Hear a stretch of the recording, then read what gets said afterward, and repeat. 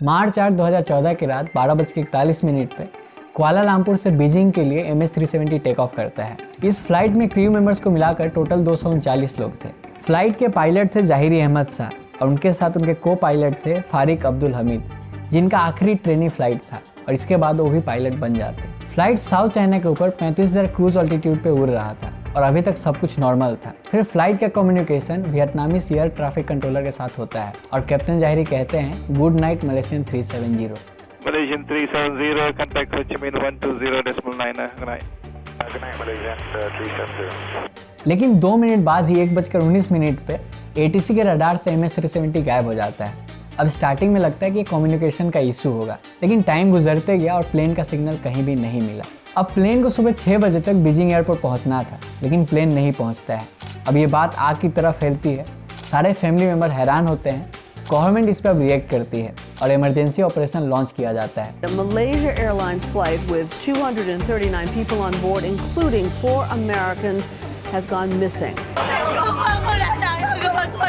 The exact whereabouts and fate of Malaysia Airlines flight MH370 remains a mystery. Starting में plane का root जो gulf of Thailand और south China सी के बीच में था, उसी रीजन में ऑपरेशन स्टार्ट हुए।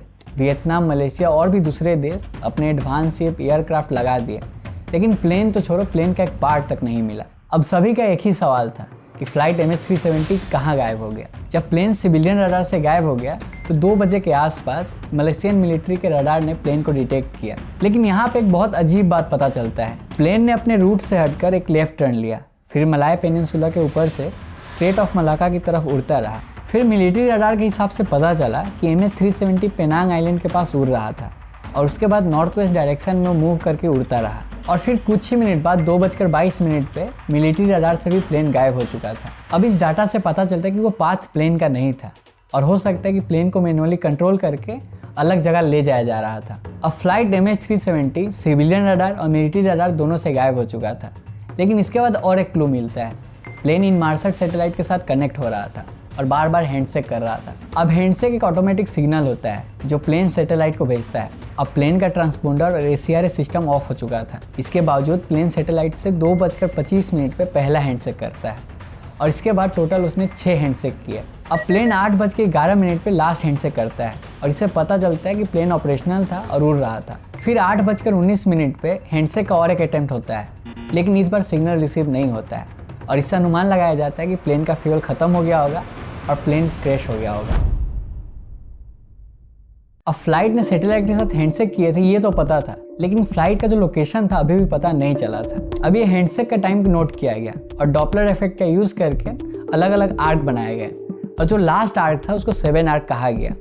और ये भी पॉसिबिलिटी था कि पूरे एरिया में प्लेन क्रैश हुआ होगा, लेकिन ये एरिया काफ़ी बड़ा था और लगभग इम्पॉसिबल था कि इस पूरे एरिया में सर्च ऑपरेशन किया जाए। इसके बाद इसके 2 एरिया निकाले गए, एक साउथ की तरफ और एक नॉर्थ की तरफ, और पूरे डेटा को यूज़ करके ये पता किया गया कि ये साउथ की तरफ ही क्रैश हुआ होगा और ये ऑस्ट्रेलिया के ठीक बगल में पड़ता है। और ये साउदर्न आर्क इंडियन ओशन के बहुत ही रिमोट एरिया में है और इस एरिया को अभी तक उतना एक्सप्लोर नहीं किया इंसानों ने, इसलिए यहाँ पे सर्च ऑपरेशन स्टार्ट करना बहुत ही मुश्किल भरा काम था।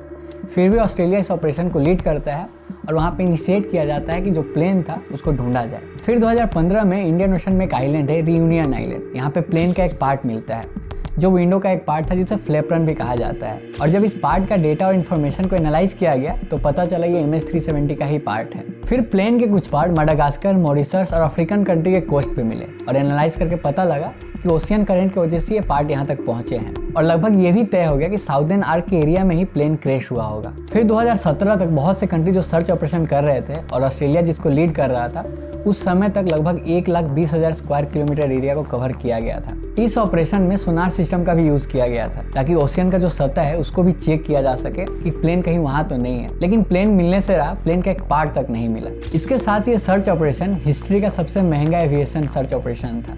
इसमें बहुत से पैसे खर्च हुए, लेकिन एक क्लू तक नहीं मिला कि प्लेन है कहाँ पे। अब तक काफी पैसे खर्च हो चुके थे और काफी बड़ा एरिया कवर कर लिया गया था, लेकिन प्लेन कहाँ पे इसका एक भी क्लू नहीं मिला। इसलिए 2017 में इस सर्च ऑपरेशन को ऑफिशियली सस्पेंड कर दिया गया।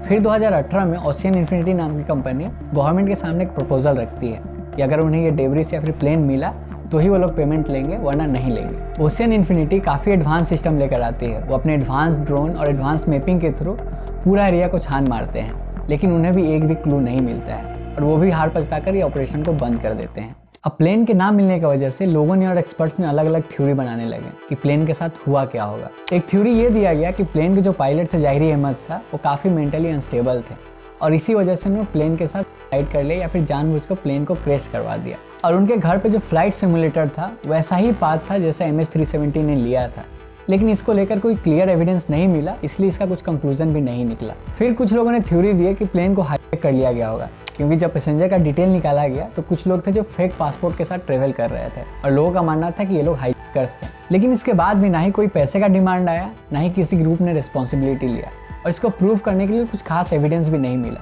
इसलिए ये थ्योरी ही रह गया। फिर कुछ एक्सपर्ट्स ने एक थ्योरी दिया जो थोड़ा लॉजिकल लगता है। उनके मुताबिक प्लेन के कार्गो में लिथियम आयन बैटरीज थे और शॉर्ट सर्किट की वजह से प्लेन में आग लग गया होगा और प्लेन को लैंड करना बहुत ज़रूरी होगा उस टाइम, इसलिए पायलट ने यूटर्न लिया ताकि वापस वो एयरपोर्ट जा सके और प्लेन को लैंड कर सके। लेकिन इसी बीच प्लेन में इतना ज़्यादा स्मोक हो गया होगा कि ऑक्सीजन की कमी की वजह से सभी कोई बेहोश हो गए और प्लेन ऑटो पायलट पे चलता रहा। प्लेन में 8 घंटे का फ्यूल था और 8 घंटे तक प्लेन उड़ा और फिर बाद में क्रैश हो गया। अब इसके अलावा बहुत से थ्योरीज आए कि प्लेन को गलती से मिलिट्री ने शूट कर दिया, प्लेन ने टाइम ट्रेवल किया होगा, या फिर एलियन ने प्लेन को गायब कर दिया, या फिर कोई एक्सटर्नल जगह पे प्लेन को लैंड कराया गया और उसको वहाँ छुपा लिया गया। अब मैंने आपको ये जितने भी थ्योरीज बताए उसको प्रूव करने के लिए कोई भी एविडेंस नहीं मिला और लोग आज भी अलग अलग थ्योरी देते रहते हैं। लेकिन जिन लोगों के फैमिली मेंबर्स खोए हैं वो लोग आज भी सवाल करते हैं कि प्लेन गया कहाँ और उनके चाहने वाले के साथ हुआ क्या। तो ये था वीडियो फ्लाइट MS-370 के अनसोल्व मिस्ट्री के ऊपर। उम्मीद करता हूँ कि वीडियो आपको पसंद आया होगा, हमसे कुछ छूट गया हो या फिर आपका कुछ ओपिनियन हो